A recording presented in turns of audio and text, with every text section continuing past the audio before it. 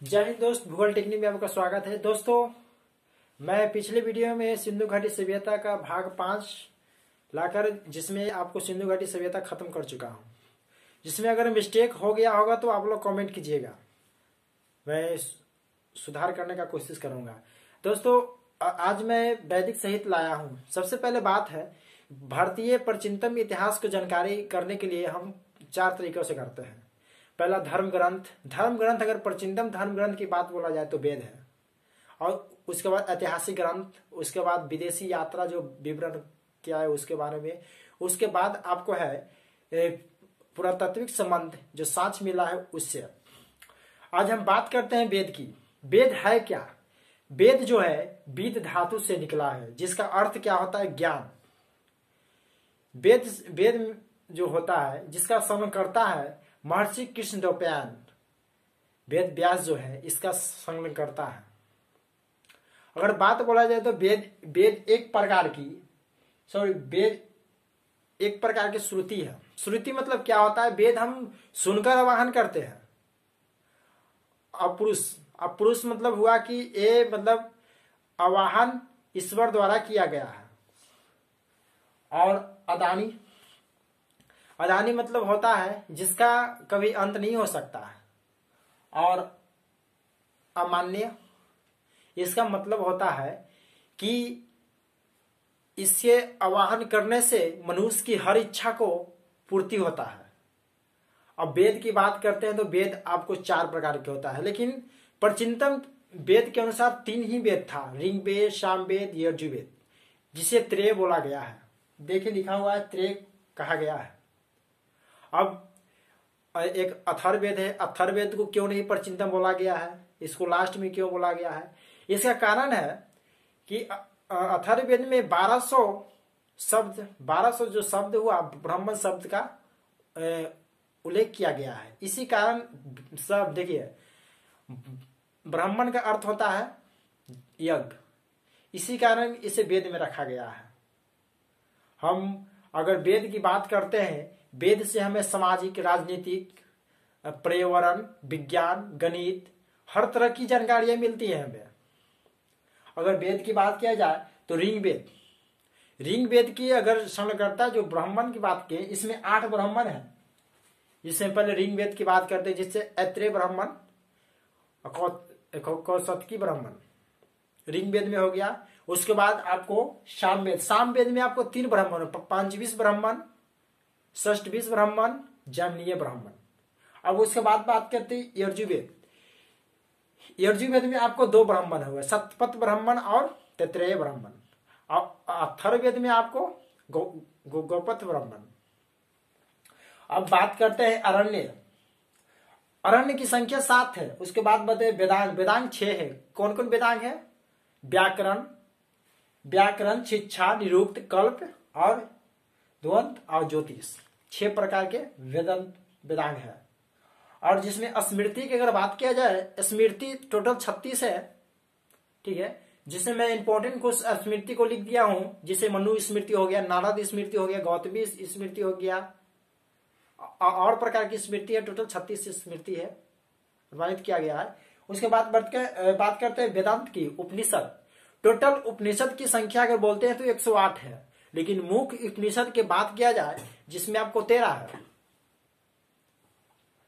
अगर हम आगे अगर बात करते हैं ऋग्वेद जो है क्या है? ऋग्वेद एक प्रकार जो गद्य में लिखा हुआ है, यह एक प्राचीनतम वेद है, जिसमें आपको लिखा हुआ है, जिसमें अग्नि देवता की समर्पित है। दोस्त, मैं वीडियो बना रहा हूं, जो बोर्ड पर लिख दिया हूं कि आप लोग को फिर नोट करने में कोई प्रॉब्लम नहीं हुआ, साथ साथ बोल भी देता हूं। लिखा हुआ है लेकिन बोल भी देता हूं कुछ। आगे हम बात करते हैं वेद में 5 शाखाएं हैं, जिसमें 1028 सूक्त है, जिसमें 10,462 मंत्र है। उसके बाद 15,386 शब्द है, उच्चारण किया गया है। उसके बाद और ऋग्वेद में बात किया जाए तो 10 मंडल है। ऋग्वेद में कितने मंडल है? 10। अगर 10 मंडल में अगर बात किया जाए, प्रथम मंडल प्रथम मंडल, अष्टम मंडल, दसवां मंडल जो बाद में जोड़ा गया है। अगर परचिंतम मंडल की बात किया जाए तो दूसरा से लेकर सतवां तक परचिंतम मंडल है। अगर दूसरा से सतवां तक परचिंतम मंडल, इसमें माना गया है कि जितना दूसरा से लेकर सतवां तक परचिंतम मंडल है, जिसमें माना गया है जे ऋषि मुनियों की परिवार द्वारा इसे मतलब कि संलग्नकर्ता कर बनाया गया है। और वही अगर देखा जाए जिसमें नवा मंडल मध्य मंडल है। अगर वेदों में अगर मंडल में सबसे पुराना मंडल की अगर बात किया जाए, जिसमें आपको सतवां मंडल सबसे प्रचिंतम मंडल है, ये तो याद है। उसके बाद बात करते हैं दूसरा मंडल, जो अगर लेखक की बात किया जाए रचनाकर्ता की, तो गृहस्थीय ब्राह्मण जो थे इसका लेखक किए थे। उसके बाद तीसरा जो था विश्वामित्र ब्राह्मण थे, लेखक किया। तीसरा मंडल में आपको गायत्री मंत्र की उच्चारण है। तीसरा मंडल आपको सवित्री जो सूर्य के समर्पित है। और चौथा मंडल की बात किया जाए तो चौथा मंडल की बात किया जाए जिसमें 52 देवता।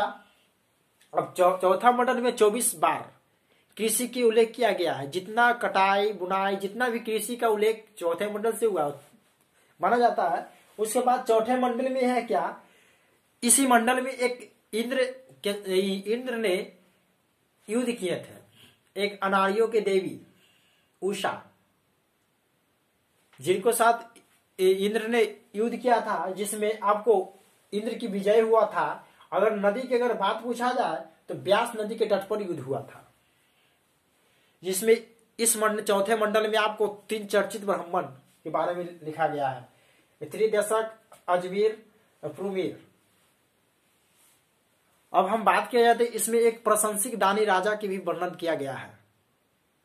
अगर नेक्स्ट मंडल की बात किया जाए तो 7वें मंडल की बात किया जाए, जिसमें भगवान वरुण देवता के समर्पित है। और इसमें ही दशराग का युद्ध हुआ था। अब दशराग का युद्ध हुआ था किसको किसको बीच हुआ था? दशराग का युद्ध आपको भारतीय वंशज सुदास एवं विश्वामित्र के साथ युद्ध हुआ था, जिसमें आपको विश्वामित्र की हार हुई थी, सुदास की जीत हुई थी। अगर आगे बात की तो किस नदी पर हुआ दशराग का युद्ध, क्वेश्चन आता है। रावी नदी के तट पर, जिसे प्रोशनी नदी भी कहा गया है संस्कृत में, पहले की भाषा में। आगे अगर बात करते हैं 8वें मंडल की बात करते हैं। 8वें मंडल आपको इंद्र के समर्पित है, जो इसके हस्तित लिखने वाले को आपको खील कहा गया है। अगर 8वें मंडल में इंद्र ने एक कृष्ण नामक असुर को वध किया था, जिसमें इंद्र की जीत हुई थी। अगर उस युद्ध किस नदी के तट पर हुआ था? यमुनती, मतलब यमुना नदी के तट पर हुआ था। अगर बात किया जाए तो इंद्र के लिए 250 और अग्नि के लिए 200 लिखा हुआ है, ऋचाओं की वर्णित किया गया है। इंद्र को हम पुरंदर के भी नाम से जानते हैं। आगे अगर बात किया जाए 9वें मंडल में, 9वें मंडल जो है आपको सोम देवता के समर्पित है। देखिए 9वां मंडल जो है सोम देवता के समर्पित है, जिसे पवनप्रिय और पवित्र मंडल भी कहा गया है।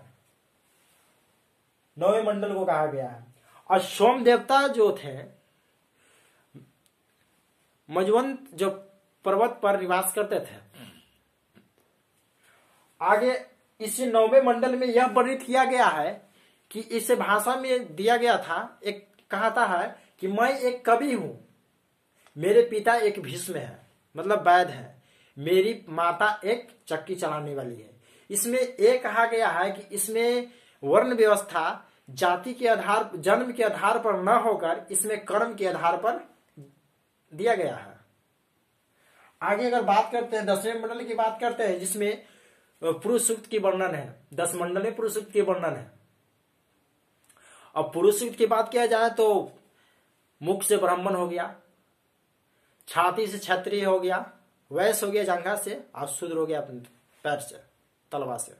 अगर बात किया जाए सबसे ज्यादा मतलब कि ब्राह्मण शब्द का 14 बार उल्लेख किया गया है, और क्षत्रिय को आपको 9 बार उल्लेख किया गया है, और वैश्य को आपको 3 बार उल्लेख किया गया है, और शूद्र को 1 बार उल्लेख किया गया है।